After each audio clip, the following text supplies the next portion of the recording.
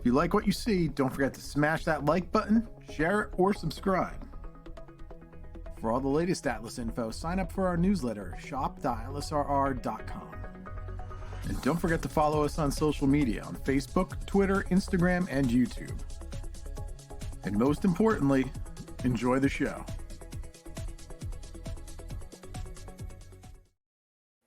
Hello, everyone. Matt Mosikas here, General Manager of Atlas Model Railroad, and today we will be talking about the Atlas 100th Anniversary what a mouthful. Atlas 100th Anniversary Volume 5 catalog for HO and scale for summer 2024. And I am joined today with... I'm Ross. What's going on?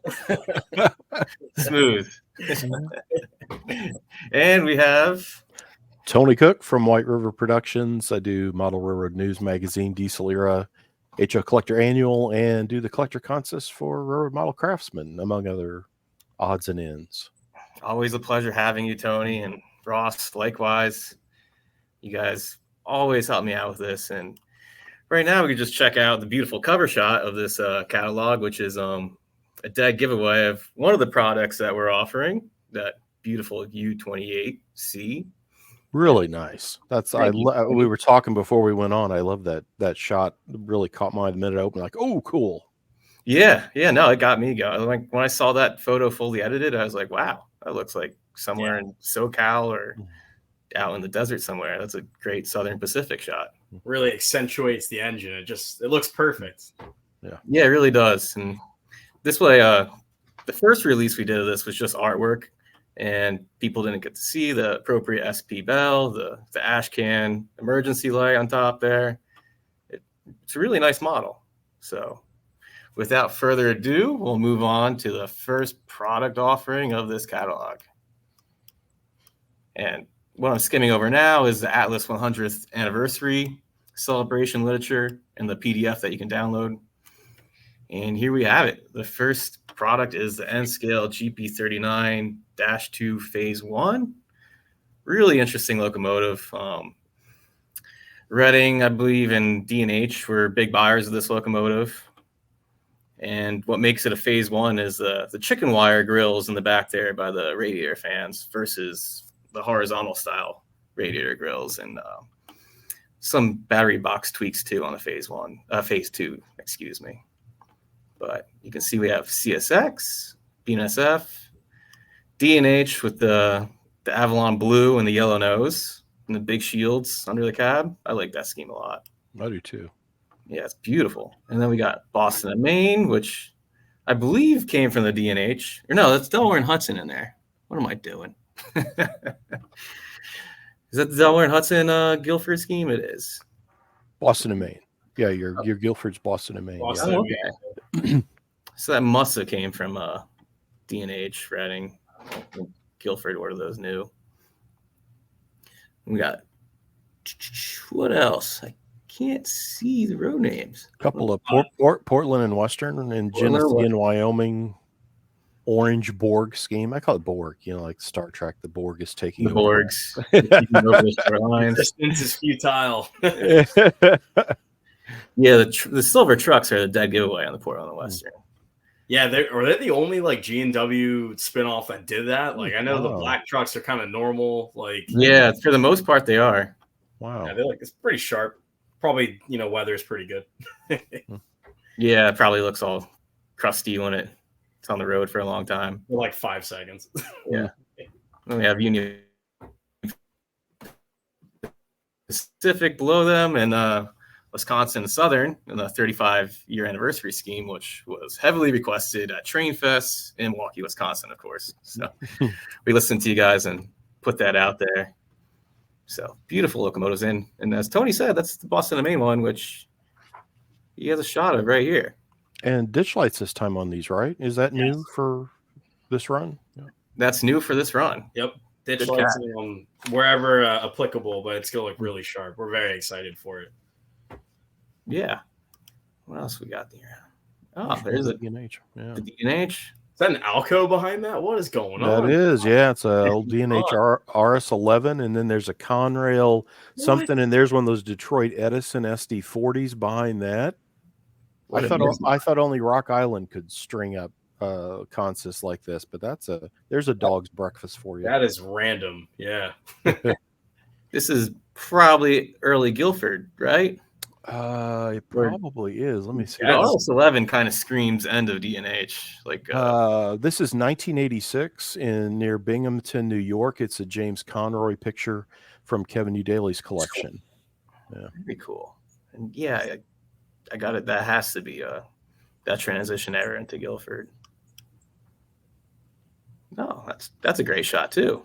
And I do like that scheme. As you say, Matt, I think everybody that gray and blue with kind of the lightning stripe, which is the second unit there, I mean, that's beautiful. But this for kind of a Spartan or plain scheme, that D&H is that yellow nose is a good scheme. Yeah, it really stands out. But it's also so simple, but you it's D&H when you look at it. Yeah. Yeah. I just like how the shield changes on each one, which is something we will do in our artwork. Yeah, the size of the shield is a little bit bigger on 709. You can see that. That's interesting. And then what do we have here? Is this a UP? Yep, That's one of the UPs. And yeah, and like Katie had 39s, but they had some really late 39s. I'd have to think if this always throws me when I see these 4-axle UP units. You think, oh, that must be an old Mopac, or oh, I think UP bought, and then you look it up, like, no, it was a New York Central whatever, and it's been rebuilt like 3 times. Like, oh wow. So I'd have to think about heritage on these UP 39s, because again, I said Katie had them, but they had those really late ones. So yeah, I never handled the GP39 project as a dead giveaway with my guessing of the road names. But no, it's a very interesting locomotive. Just slightly more horsepower than your traditional GP38. Well, like the straight 39 from the 60s was really kind of a dud. What C&O buys most of them, and that's only like maybe less than 20. And then I think there's a couple export in like maybe those odd Phelps Dodge with the tall cabs. But then I think with the 39, I can't remember if it's turbocharged or a better fuel efficient thing. And so in the 70s with kind of the fuel thing, that the 39-2 catches on and performs well. Whereas when you look at like the 40s, it's the opposite. The Jeep 40 was huge. 40-2 didn't sell quite the same, but economies and things flip around on railroads too. Yeah. Yeah. No, but it was a hit with Santa Fe and Reading. And the Reading had quite a bit, but it's just so unique. It's such a unique engine. Yeah, they're very cool. So we're offering those with ditch lights for the first time.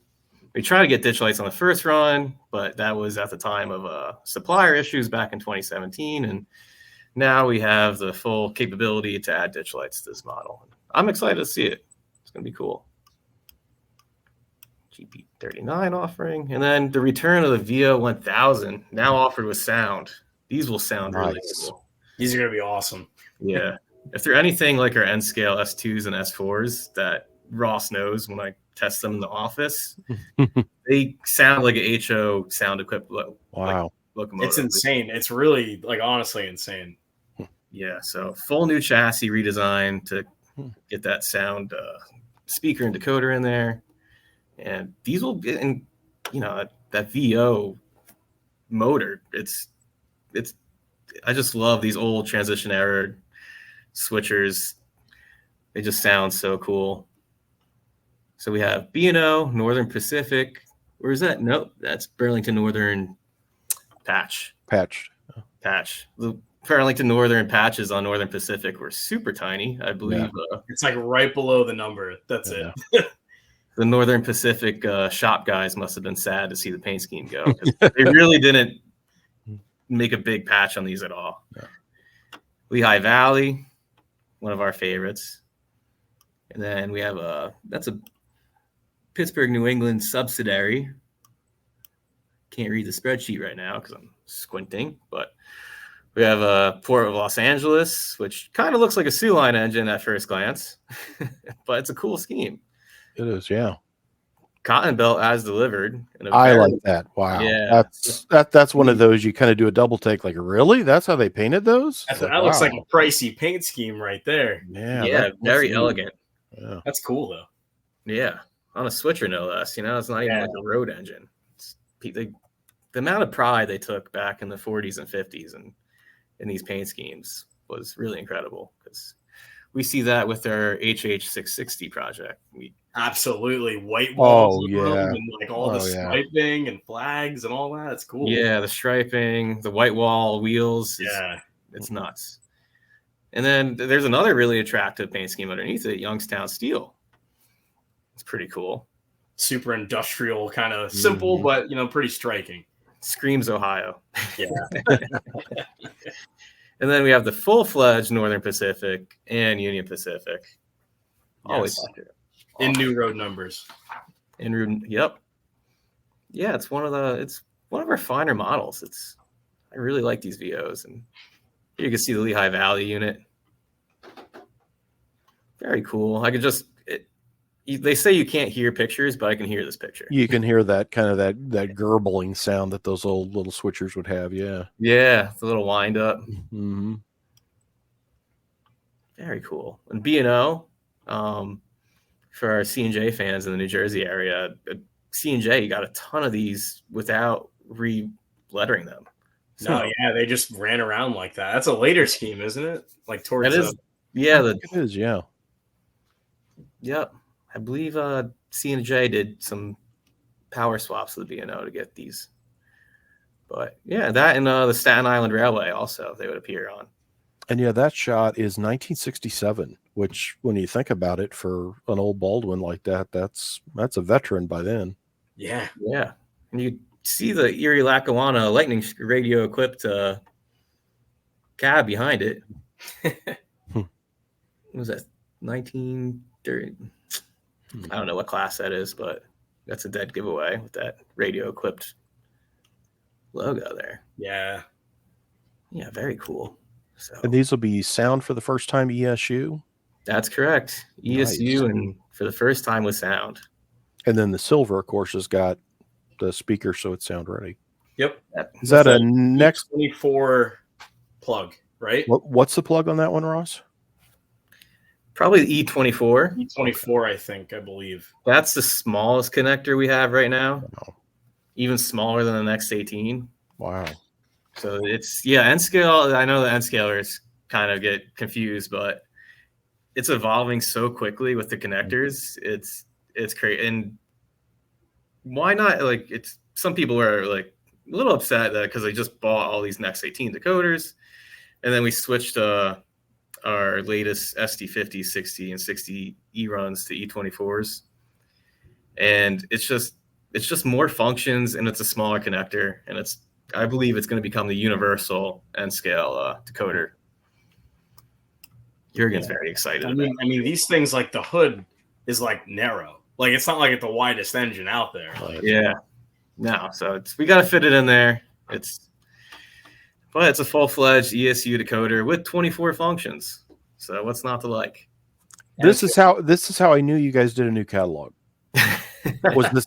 I usually catch the catalog announcement and I'm there like, come on, website, download it. I'm eager to see what's been announced. And I had like 2 or 3 messages that day that this hit of, did you see the new boxcar? I'm like, what? Yeah. But yeah, this really lit up a number of people. This new modern Gunderson you're doing an N scale. Yep. So a shrunken down version of our HOT box, Gunderson 7550, which is the double door version and the most famously referred to as T-box. And then the very unique BNSF version, the 7538, which not a lot of people know, but the 7538 is dedicated to wine service. Huh. It's actually, it's upstate Washington, Northern California. You'll see them bobbing around, and they're full of boxes of wine. So wow. And I saw a recent picture that had a very large GPS. They're adding big GPS trackers to these cars now too, because they had some vandalism problems. Right. Yeah. That's the next step on like every car, you might as well just put it on there. Yep. Out of that. Wow. Yeah. Yeah. So it's really cool. So if people say, what's this BNSF version for? It's full of wine usually. Wow. Wine and paper service. And there's our test shots of those. But this is all new tooling on this one, I believe, right? Completely new tooling. Metal wheels. Really, really nice. And with metal wheels, which we're trying to slowly get to on a lot of our end scale rolling stock. Just a questioning of sourcing it to our factories, which isn't always easy. But to go over the road names, which I totally had a foggy brain moment for a second, we have the very popular Ferromex scheme on the 7550, which is really, really cool. I almost couldn't believe it when I first saw it. I thought it was a Photoshop, but no, they're getting these. Yep. And those are paper service. We got LRS, which is a subsidy of General American. I see these all the time. They're becoming just as popular as a TTX. I was going to say, they're around everywhere. Yeah, I see them a lot too. It used to be just T-Box, and now that blue GATX is all over the place too. Yeah. Yeah, and it's LRS, and there's a BKTY, which is I think long-term lease to Union Pacific. Yeah. And of course, we have TTX, which on these versions of the T-Box, they have the Penske Heritage logo, which is the red TTX with the brown arrow, which is from Trailer Train inspired. Dave Castorf told me that when I first started working here. He's like, you know where they got that from? They stole it from Penske. So he always referred to it as a TTX Pennsylvania Heritage logo. Huh. And for one of the first times, we have a graffiti car. Yeah, I saw that. That's interesting. Well, both sides the same, different? Do you know? Both sides are different. Yeah. We'll put up another view on the website for people so they can see both sides. I like the Forrest and Friends are. It's a lot of like it's actually freelance graffiti. It's not based off the prototypical number. We because Microtrains actually ran into an issue with the graffiti artists where, believe it or not, they sent a cease and assist for recreating graffiti, which is crazy. That's my vandalism. Yeah, like that's my crime. For their IP, you know. Wow. Yeah. Yeah. So we want to steer clear of all that. So it's mostly Atlas inside references as the graffiti, and our artist got very creative with the graffiti lettering and the placement. It looks like it's prototypical. Oh, and that's the spot. In fact, that one picture I shared with you, that's exactly where you see them marked up at first. And yeah, do you have that with I've got a picture of one at the border of Nebraska and Colorado. There we go. And there you go. That's exactly. Yeah. That's right around Julesburg, Colorado, where the UP ducks into Colorado for a second, then bobs back up into Nebraska. Yeah. And all these tee boxes really look like that. They're all covered in graffiti, which is why I don't believe we have it in this run. No, we don't. But TTX has moved to high numbers. So they relocated the numbers like above the grab irons now. So if people tag the T box, the road number is not blocked off, and they can still get it to its destination without getting confused. But that's the excitement in end scale, a new T box, which many people can use. Very cool. And of course, body mounted, the short cushion coupler. Absolutely. Pockets on it. Yeah. Yep. Body mounted. That's another change I've been crying for in end scale. I don't like the swinging truck mounted couplers. And that moves into our next end scale product, which will still have the swinging truck mounted couplers. What a segue. But it's a really nice car, actually. We have a ACF patch, KT Clays, Everett Rail Services. It's another patch car. Can I make this a little bigger? No, I can't. I would like to, but what was that? Soyvex Soltex Polymers. There we go. I should have a catalog in front of me like Ross. Yeah. Condia Luhu Logistics. We have our Pabst and Cargill. The Pabst equipment is like the funniest thing to me because like everyone loves it. It's amazing. It looks cool. Yeah, like it's cool. It's very cool. The blue underframe blue trucks. I saw it immediately. I'm an HO guy. So I see this and I'm like, oh, please, please, please. I hope this is also coming in HO. And so, spoiler alert, I think it does. But yeah, that's yeah. And I assume, is it marked? I don't see it doesn't have the little mark for alternate history or. It is an alternate I was history. gonna say, because that threw me too. I'm like, wait, it's not marked as a fantasy paint. It's like, no way that's real. But that's very cool. Yeah. Yeah, no, it's alternate history. It's not real. Well, the only one that's not real is the PAP scheme on there. Yeah. The cool. Conita Vista plastics though, that so they have a rule against these. I forget what it was, but the FRA, after they made this car, they shortly banned logo advertising on specific freight cars. Oh. So that's why you see so many gray plastic polymer pellet hoppers. So it was one of the last logo cars, actually. Wow. And I have a lot of photos of these patched out. That's how I got all the fine data, is by researching the patched out cars. But to find it with the full-fledged logo, it was only like a year in service. Oh, wow. But yeah, this is everybody can always use plastic pellet cars, especially in the Northeast. Yeah, very underrated car. People don't realize that at a mixed freight service, it's makes up like all the time. Yeah. All the time. It's like a quarter of manifest service. And CSX just built a huge dedicated plastic pellet facility in Atlanta. That used to be what was the name of that yard? It was one of their huge classification yards, and now it's only plastic pellets. Wow. Yeah, it's a huge rail-borne industry that people just don't realize. It's almost as big as the lumber industry for railroads. Yeah. I mean, it's like, if it's not on a train, you can just see it sitting next to like the main line. Like they're everywhere. They just sit there. They're on the train. Like, yeah. No, and especially in New Jersey. Oh, yeah. Don't want to blow by Cargill there. There it is. So the Cargill and the PAPs are actually 5748s, which are the green version of the 5800, which is only for light commodities. So it like grain. You're not going to see them full of a dense commodity like flour or anything like that, because they would bow and give way. So that's why Cargill had it, and that's why it made sense for PAPs, because you could potentially put hops in there. For my little fake PAPs brewery in my layout. Some interesting cars here. The Pullman Standard 2750, which was most famous on the L&N. L&N ordered thousands of these cars, and L&N had at least 5 different paint schemes themselves. So that's why we have a couple of flavors of L&N/CSX in here, and Seaboard.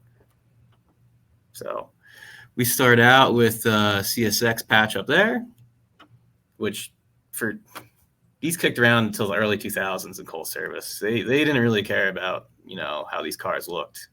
It's just all about hauling the coal to the site. Rock Island Rail Improvement Company. That's cool. I like the Rock X. Yeah. Yeah, the Rock X is very cool. And these were kind of like hybrid maintenance away cars for the Rock Island. That's what the Rock X reporting mark was all about, was gravel, stone service, and occasionally they got pushed back into coal service too. So that was fun to research. We saw multiple uses of that car. And then we have Great Northern, which is simplified. No Great Northern going along the side, just the logo in the left corner. The Dixie Line, which is L&N, Louisville, and Nashville. Always a tongue twister for me, as many things are. but you're out east. You can probably say Worcester, Massachusetts better than me, right? Worcester? Worcester. Yeah. Worcester? Yeah. And see, I can say Louisville because I grew up in St. Louis. So yeah, I can, that rolls off. But yeah. Yeah, that's how I should say it. But I always look at it and want to say, I want to say the IS at the end. Yeah, like Louisville. Yeah. Yeah. I like the patching. I see you got a couple here with patches. I just reviewed I think a Katie in your N scale line, that 40-foot box car that you patched all the reweight dates on it. You know, it has serves the Southwest with the script Katie on the side. It was just a 40-foot box car. And as I looked at it, I was like, oh, wow, look, they patched all the reways dates. I noticed you're doing more of that on releases, or at least I'm noticing it or something. But that's sharp. That's a really nice, that's a cool thing. It gives it more realism right out of the box.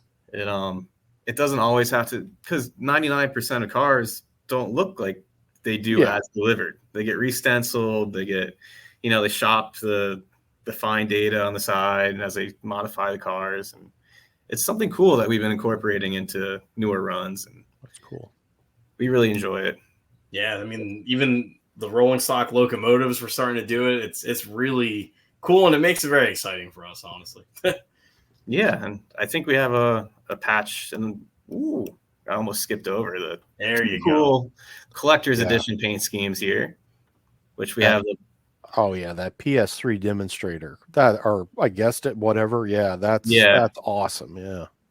Yeah, the demonstrator, the Pullman Standard demonstrator is very cool, and that small font on that placard has all the railroads that ordered this car. Oh wow! So it's a cool one for sure. And I believe that was displayed at a World's Fair in the 1960s. I think so, yeah. Wow. So it made its way. It did the rounds. It wasn't just on Pullman property. It actually got out and about. And then we have a Cadillac in Salt Lake. Lake City. Yeah. Lake City. All right. There we go.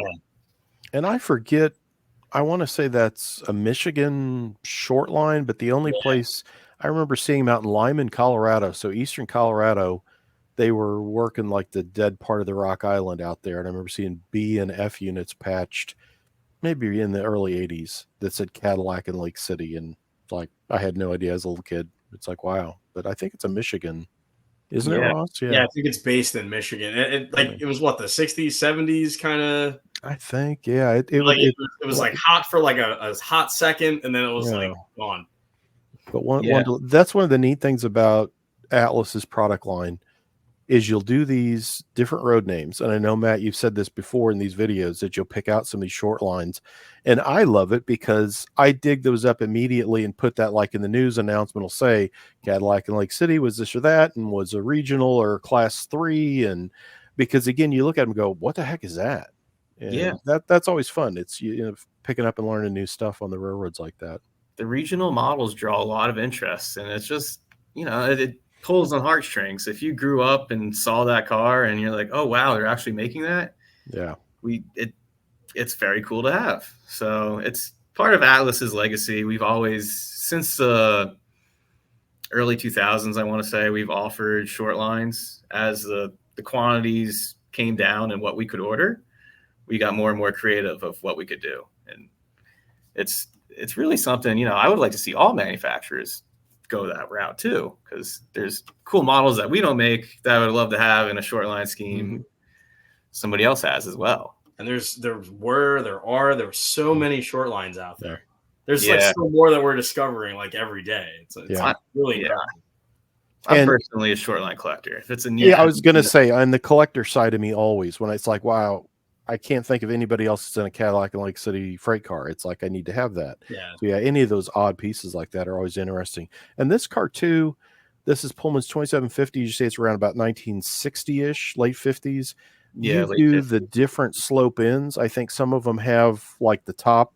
Yeah, that you so as you see in the artwork here, we got some with the buffer ends, which is more for that quick style loading, so it doesn't spill out.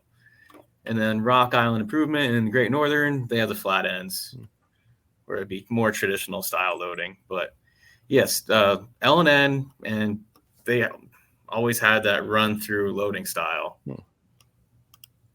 And then I think you switch around what friction and roller bearing, because again, these cars are kind of right on that line. They'd be old enough that a newer example, or as delivered, not new, or older example, would have friction trucks, which like the Dixie line does. The Dixie line does. You fit them with roller bearings, and they suddenly look more modern, like that Rock X. Yeah, absolutely. And that's a big difference in the errors. And speaking of covering multiple errors, now we're going back, huh? A car that just wouldn't go away. The 40-foot pulpwood flat car, which, original purpose was pulpwood for paper mills and such.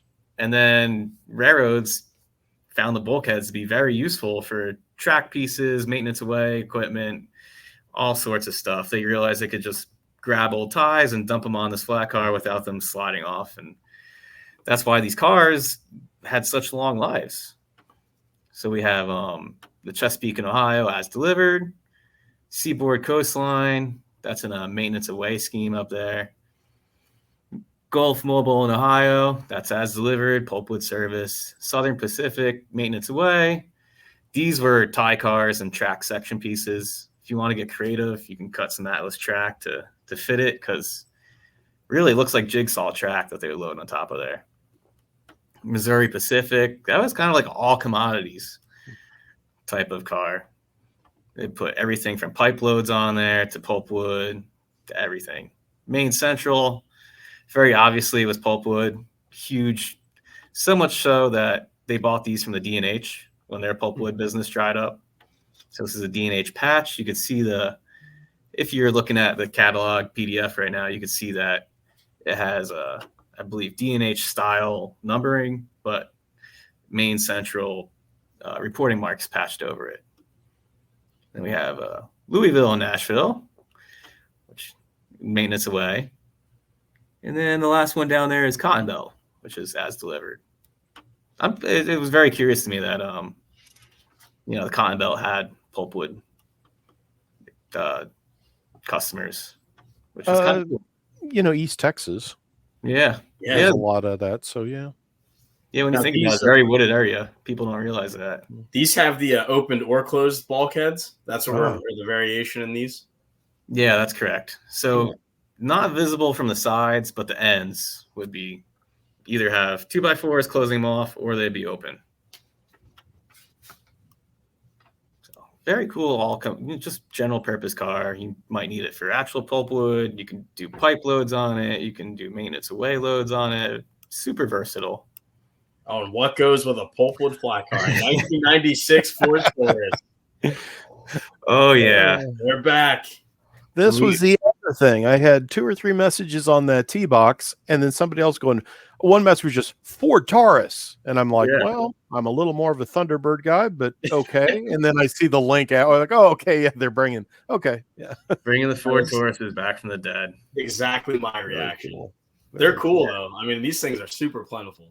They're still around. You can drive just as fast in reverse as you can forward. And that's what makes them awesome. Yeah, almost indistinguishable which direction you're going in, except for the taillight. Yeah. A lot of good schemes. A lot of good schemes in this one. I like the city taxi and the police interceptor. That's like, those are cool. Like, I had a good time with these. That police demonstrator with the Ford Oval on the door. That's a must-have. I'm a Ford Lincoln guy, so yeah. That's my gosh, I gotta have that. Yeah. Yeah, if you're a Ford collector, that was a real car. There's pictures of it. I'm gonna have to find a picture of that then to go when I review it. That's cool. Yeah. Yeah. These were before the Crown Victoria. Is that what happened? I think they were just trying to sell a lighter weight. It was the smaller. Yeah. I think that's the Fox platform is this car. The Panther platform is the Crown Vic. And this replaced like that downsized LTD that they sold for a while. And it's a car that, again, they've tried to kill this a couple of times. And then every time sales slump a little bit, they roll it something like this Taurus back out. But it would be full size now, but I think it's a step down from like the Crown Vic and the Town Car Lincoln and the Big Merc. Yeah. I swear everyone had this. Like everyone. Yeah. Oh, yeah. Yep, I remember riding in the back of my friend's dad's 1990s Ford Taurus at school and all of that, and do reverse donuts in it. It was fun. If you don't like the spicy schemes up there, we have some utilitarian schemes down below, and Scott likes to make the names as hard to pronounce as possible. I think he watches these videos, and he's like, "They're not going to get it." Like satin. What is this? Like Torador. That's the official Ford name. I was going to say, I bet those are official. Yeah, if you look up, We bought the old, for anybody that was car shopping in the 90s or 2000s, one of the great things about early car shop, 90s car shopping, was you get a nice pamphlet / catalog. So we bought that off eBay, and that's how we get the color chips for these and all of that from the official Ford Taurus sales catalog that they used to hand out. That's another hobby I'm trying to curtail, but in my stacks of model railroad catalogs, there's a couple of bins I open every once in a while. I'm like, that's a Chevy Caprice. Oh yeah. That's my collection of auto brochures. So I do tend to pick those up, and I'm always surprised that, well, they didn't make up Moonlight Blue Metallic. That is Ford's name. Yeah. It's like, oh, cool. Yeah, it's a great name, actually. Yeah, but man, do I miss those auto brochures. I loved going up. They were cool. Very cool. Car shopping with my parents and just staring at them, reading them inside and out. We got another utilitarian color on the last page. Silver Frost. And you get 2 of these in the pack, right? For N scale, you do. Yeah, which I always, I've been an HO guy. It's like, man, those N scale guys, what deal did they cut with that? Let's say get 2 of them. More for your buck. And speaking of patch house, we have our HO U28C/CG locomotives. No CGs on this page, but they're coming. We got CSX patch, which this is a very early patch. You can see that it's just a little CSXT above the road numbers on the cab, which is cool for me because I love the hot shot old CSX trains of the late 80s and 90s, which this would have been. And then we have Louisville and Nashville. Our L&N guys have to be thrilled because we haven't announced this much L&N stuff in one catalog. We got Penn Central. That's a staple of the U28C. Seaboard System, another highly requested road that we've held off on for quite a bit, but here it is again. Union Pacific and Southern Pacific, which is on the front cover there. And USP modelers can see the ash can and the bracketed bell on the cover. And Tony, I see you have a L&N picture here waiting in the queue. That's my favorite. I love these L&N. I like that. Yeah. So cool. And this, I can't remember what I did in diesel era, maybe L&N Jeep 40s or something recently. And I don't know L&N that well. And I got a couple of guys from the society that knew L&N stuff. And I was amazed at this yellow nose. Like, Matt, I'm not sure on yours. See, this has got a solid yellow nose. Some of them, the side of the nose has like an angled band. And then the top of the nose. We did the angle for this round. And again, it's something I had never, until I did that article. And as the guys are giving me feedback, I was, well, this one has this. Like, I didn't even catch that before. It's like there's about never noticed that. That's 3 different ways they do that nose. Yeah, those were awesome locomotives. That big U-boat, and then I think you're doing there's Penn Centrals in that too. Yeah, Penn Central going on. Unless you want to change it on your screen. Let me see if there we go. That's Springfield, Massachusetts in August of 76. And I think that's a big Reading, maybe 630 or 628 behind it. Yeah, wow. But awesome to see. That had to be a noisy lash up. Wouldn't it though? Yeah. That's the most Penn Central thing I've ever seen. It's all crusty with a little alcove behind it. Jeez. Isn't it? You look at that and look at the right of way and the island between the tracks. It's like, that was Penn Central. That's very accurate. Yeah. Yeah, and we got mismatched trucks there too. We got Adirondacks and General Steel in the back. Yeah. Very cool. And that we did that mismatched trucks on our first run for the D&H models. Because D&H would play mix and match with their trucks all the time if they needed to shop something. Yeah, it's very cool. And then I think SP's in here, and I pulled, this is what you're doing, and I didn't see the nose at first, but there's, I think, as delivered with the little road number in the bloody nose, and then there's that one. This was a beautiful model. This, I think I did a 2-page spread of this with the Santa Fe when these came out last time, and these are new road numbers this time. But boy, if you miss these for that cool light on the cab, if nothing else, this is an awesome model. And the emergency light does work. Yes, it does. Yeah, it's very cool. And then Yeah. I think you said we And does rented. that have an SD35 behind it, like our cover did? Oh, Yeah, it does. Yeah, does. there's Flexicoil and yeah, Yeah, you can see the gap in the radiator fans. yeah. No, Very that's cool. funny. How That's about that? Yeah, only if it was typical. the same road number. And then I've got Santa Fe here. Now the Santa Fe's, Yeah. this is new this time.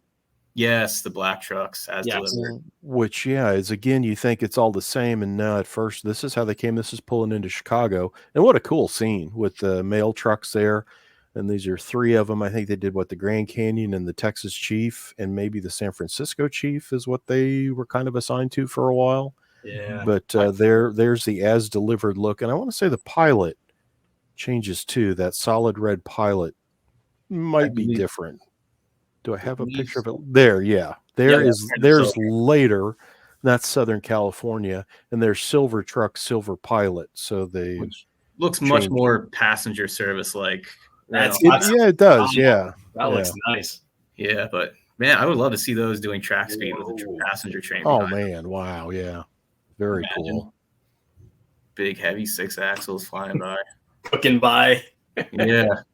And bouncing up and down like old GEs did. Mm-hmm. Oh. And of course, this is the steam generator one you see behind the cab there by the air horns. Yep. And you guys have that on yours too, is where the GE tucked in the steam generator on these units. So odd ducks, they bought a handful of these, and I keep asking you to make it. I think anytime you ask me for pictures, I always end up throwing in a couple of those cowl body, U30 CGs. And I think and I beg you for the P30CH Amtrak too. I think I've stuck those in for well, since you're looking at stuff, why don't you look at these too? But we went to Texas last year. We got beaten up over that. There is a fan club for these things. Yeah, they are very cool.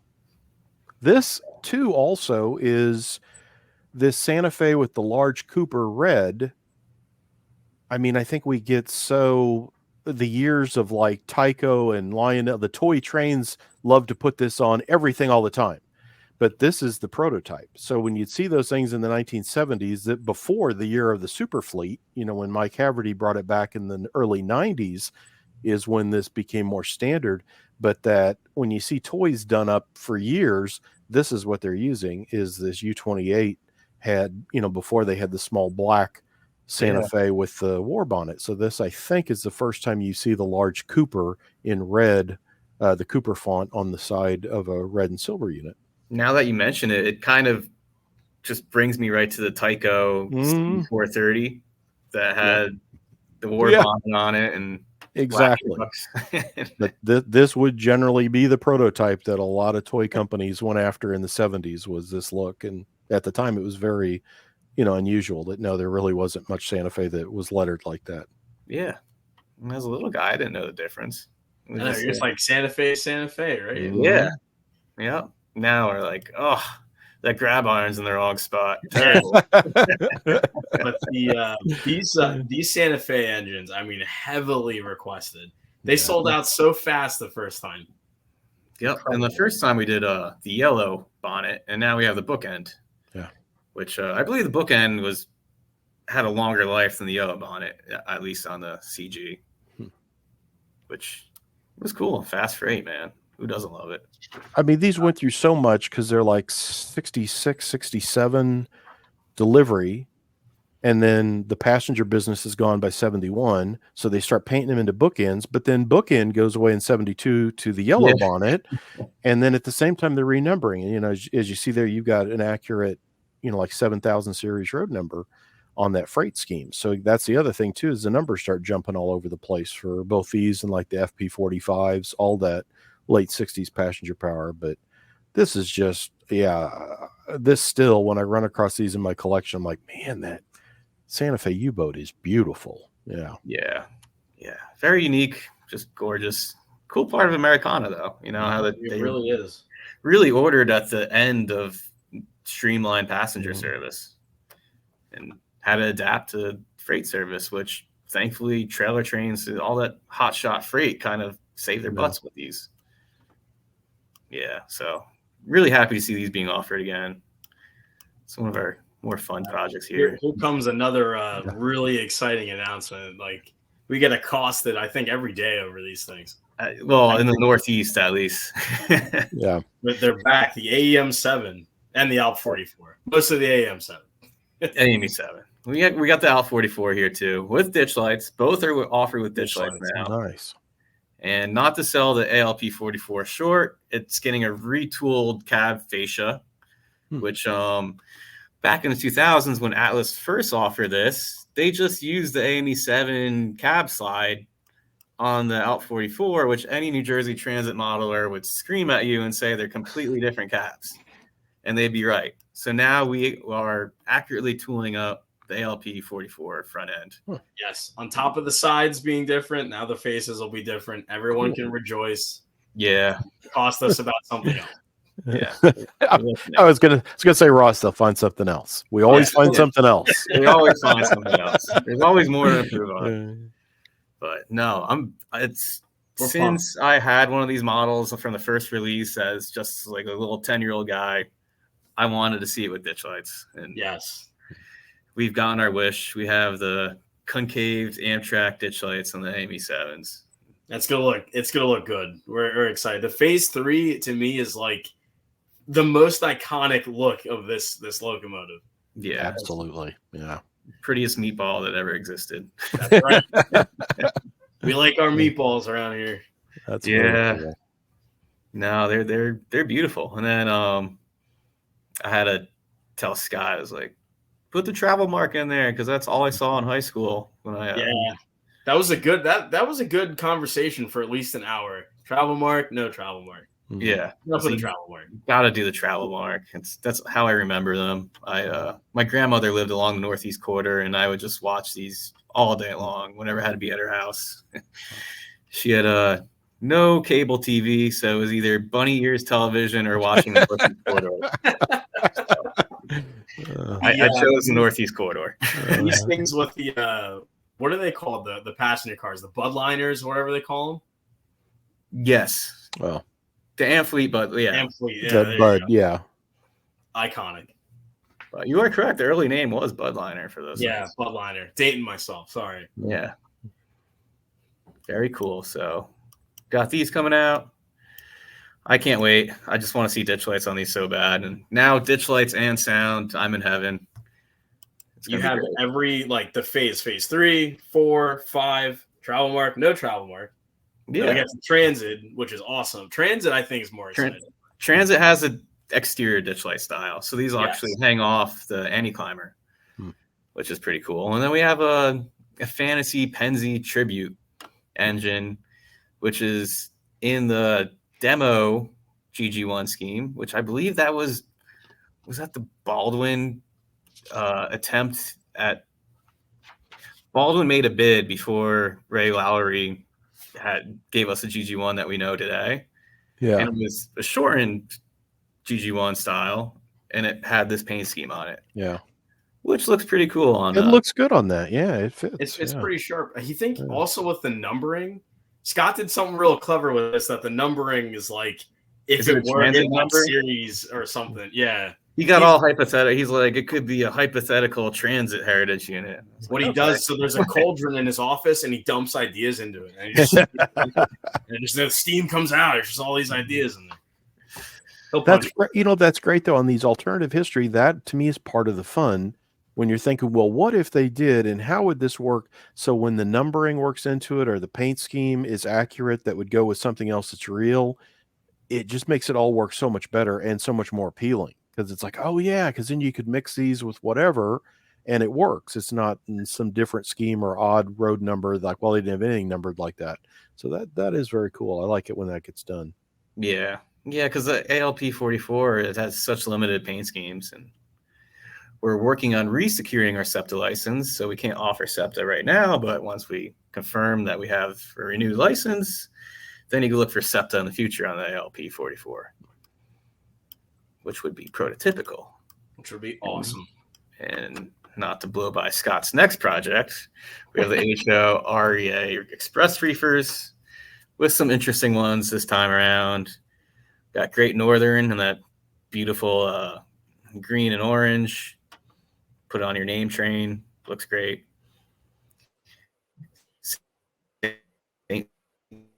San Luis Central.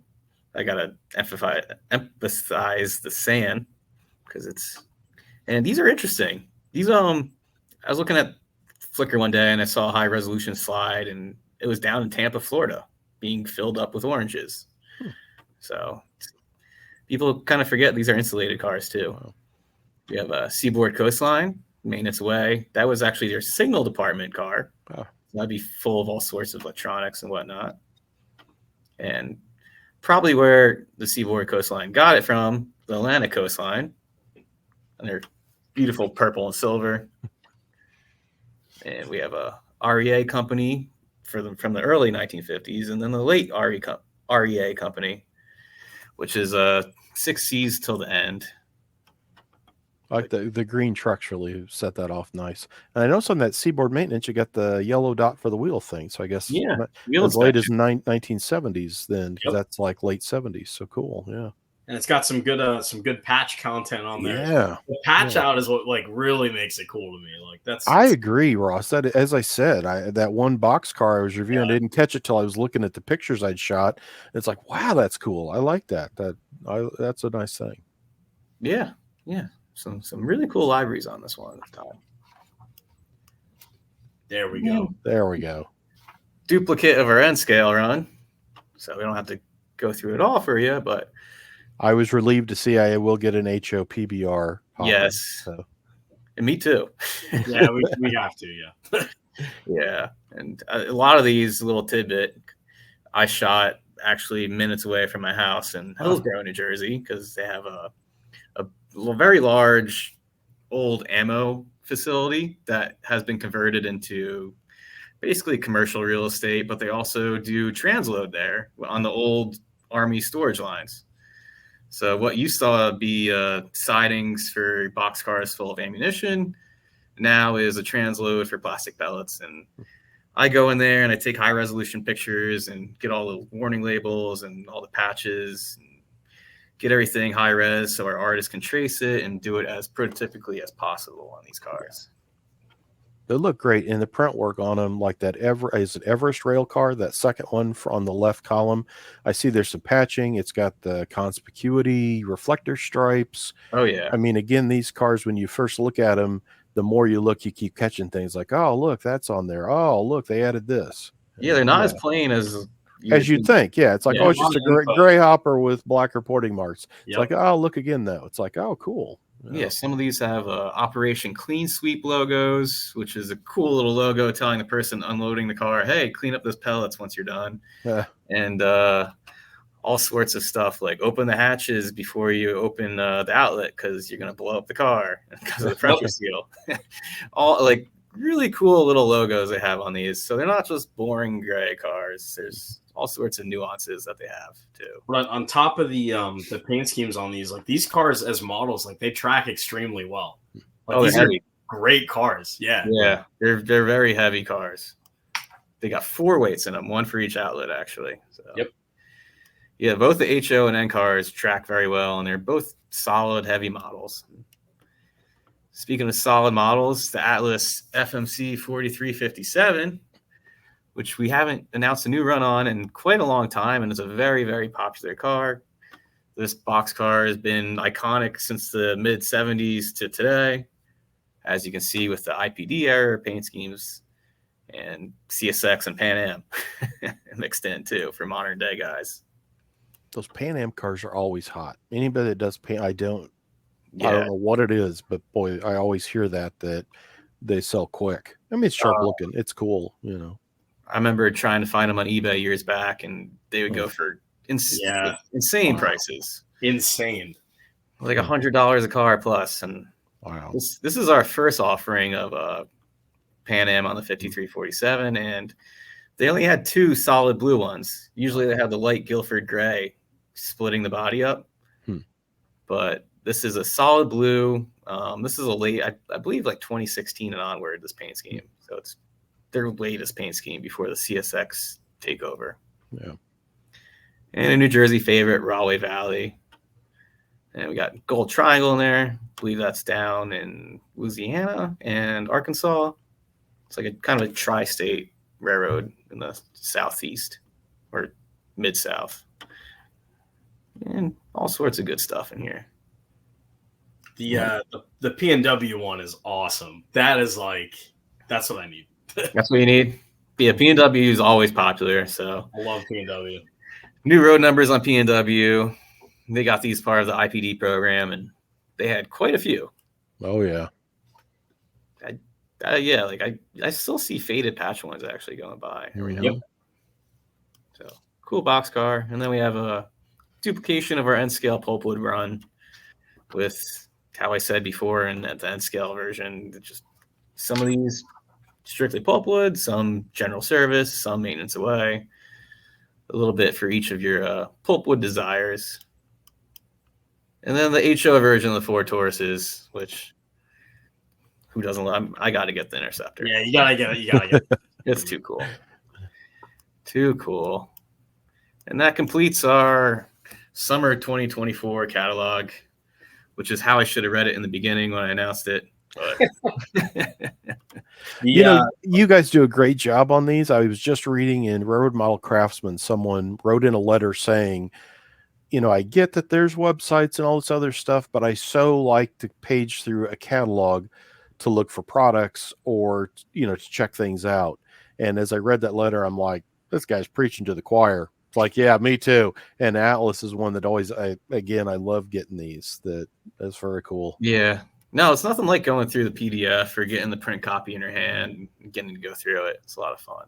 Yeah, when you go to like a train show or something, you get to like hold it and you're like, wow, like this is cool. And you have some reading material in the back there. It's nothing like it. Very cool. Well, I got you guys. I just want to take 2 seconds to go over some just sneak peeks of new samples coming in. Wow. So our GP40-2 run is due in the next month or so. Wow. And I'm just showing off my favorite schemes from the run. This is the Rio Grande patched UP. That's a lot of lights on the front of that one. Oh, yeah. Yeah. And that's how it was. Wow. Union Pacific didn't originally remove the Mars light. Oh, okay. Wow. So I think up until 2007, it was running around with his Mars light on, no plate. Neat. So that's very cool. Got some different angles of it. It's a nice little patch. And you can see the pilot mounted ditch lights there. Mm-hmm. Yep. And Mars light works as advertised. And we did something different. We the mirrors are actually silver this time. People can remember in previous Atlas releases they were clear. Mm-hmm. I didn't like that. I was like, let's make them silver, and they look much better on the model. It looks silver. way better as silver. I like that. Yeah, I noticed saying in the parts bag on the new Dash 8s, they were clear. And my thought is, I gotta knock the one side silver. Yeah. Some were clear windows with the little mirror on the bottom, and some were full size, full length mirrors. And with the GP40-2, it was way more common for them to be full length mirrors and not see through. So here we got the CSX. Are those separate parts on these? You'll get the cab shades and the user cab shades and the rear view mirrors are still modeler applied. But I did knock it down from 4 holes on the cab to just the 2. Because railroad, I know a lot of operators would not want the mirror for going short hood way. Like, you already have the short hood there. Why do you need a mirror? You got 4 windows. So, in a lot of type photos, they remove those. And ditch lights are different. I see on the CSX has them above the pilot, and it's got the like lip anti-climber too, and the rock catcher at the bottom. Yeah, so and the mailbox slot. I believe this was originally a B&O number, so it has the rock plow and the mailbox slot on the battery, which is very cool. Yeah. All that good CSX markings. And then got rear ditch lights as well. Yeah. Cool. Wow. Yeah. And there she is. Our very own 4503 finally coming to the US. So within the next month, we'll have her. Wow. Me and Ross are actually going to New Jersey Transit event this weekend where Sunday, September 15th. We'll have a table in front of her. So if you are in the New York, New Jersey area, come out to see us Sunday, September 15th. And we'll be there with all of New Jersey Transit's heritage engines. So Can't believe we get paid to go and hang out in that Heritage It engines. is a pretty sweet deal. You just Yeah. hang out, look at a little paint scheme that we designed in house. It's pretty cool. Yeah. Yep. So we're thrilled to be getting this model in, and I'm going to take this production model to the event this weekend, and hopefully I get to go in the cab and hold it out the window. So 187 scale to real scale. That'd be pretty fun. It is so cool. You know, when you guys announced that, I thought, oh, look, they're doing a Fantasy Atlas one. It's like, oh, it's not a fantasy. It's like, oh, wow. No, real 1-to-1 scale locomotive, which is So cool. It's still funny. I get like tickled inside when I see it go by. It's pretty cool. Right, yeah. And then we have a first responders unit, which is pretty cool. And we have a 40th anniversary of rail operations unit, which zoom in on that logo. I believe it has a GG1 and a ALP46 on the logo, which is pretty cool. The gradient band that you do between the colors is so well done. I mean, the print or however that's done, it really is a sharp look on these models. I mean, the printing stuff is so incredible these days, but that'll catch me a lot of why it'd been nearly impossible to do, or it's just been kind of a smudge of the colors in between. But yeah, that's how it looks. That's very cool. No, the printing technologies they have nowadays are incredible. When we first started to do these ALP45s, the factory hated us because they didn't have the UV printing technology, but now they can, it's kind of like a laser printer they use for these graphics. Oh, wow. But before they had to pad print all those little dots, and they really did not like us. And as I say, and it never, you know, you can do it, but boy, the pad printing, it's like, yeah, I see what they're going for, but it doesn't have the look, the authentic look that it has now. No, it's not a smooth transition as the UV printer can do. Wow. This is really cool. This is a fantasy car, but it just looks real. I try to mock it up as prototypically as possible. So I use former Frisco BN road numbers, which they had the 6-bay cylindricals, and it just screams 1970s BN. And yeah, BN had the most bicentennial equipment of any railroad. So my thought process was, why not say they had a cylindrical hopper that was a bicentennial car? And it looks really believable. It does. Yeah, it does. I've got one on order. So yes, I'm glad to see it's rolling in. Cool. The pictures don't do it justice. It's very, in my hands, it's awesome. It's super cool. And then we have N scale items coming to market too. The Conrail B23 with the later white sill stripe and ditch lights. And oh, nice. Those ditch lights are actually rounded like the B23 ditch lights on Conrail and CSX had. So that's a deck mounted ditch lights for Conrail. And then on our Finger Lakes version, we have pilot mounted ditch lights in that scale, which I really had to zoom in on because it was hard to capture because it's a black pilot with black ditch lights. But they're there. Very nice. Very sharp. And N scale U23Bs. Wow. Yeah, the Conway Scenic one, people are like, is that real? This was real. This was their Taurus workhorse for a few years. Yeah, and it went off to the Finger Lakes, which is hilarious. But that was a really striking paint scheme on that thing. That is, wow. Yeah, now it's beautiful. And then my other favorite paint scheme on the U23B is Lehigh Valley. Just so classy. Yeah. And all those little labels that we didn't miss, we added. And the build plate is interesting on these. It says Conrail owned because Conrail bought them for Lehigh Valley, which not a lot of people know. But that concludes our broadcast today. Yes. Now, for everyone out there, Wednesday, October 9th is the deadline for this catalog, the 100th anniversary volume 5, and an HO catalog. Again, October 9th, please get your orders in. The worst thing, it's like reverse Santa Claus when you tell someone, no, we don't have any more room anymore. Like, sorry. So we'd really like to get everything in by October 9th. We look forward to making a lot of these models here. The AEM-7 is my personal favorite, but I don't know about you guys. I'm pretty pumped. Very cool. It's a toss-up. I kind of want that CSX patched out U28C. Yeah, I think the new versions on the Santa Fe U28 CG is pretty cool. Yeah.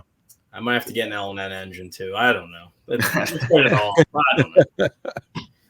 Well, thank you as always, Tony, for joining us and providing those Oh. excellent prototype photos.